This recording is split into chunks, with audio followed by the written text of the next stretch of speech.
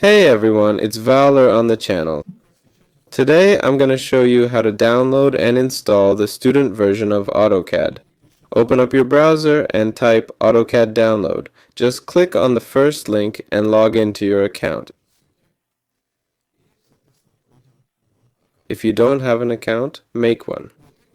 Okay, after you've created your account, click Start Free Trial. Choose Education, then pick AutoCAD, and finally Student. You can download here if you got proper student verification, otherwise you can't use it.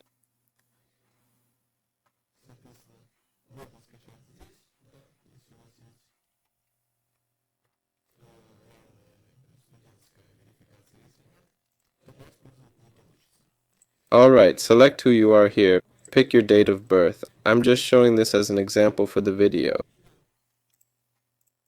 There's no real data here.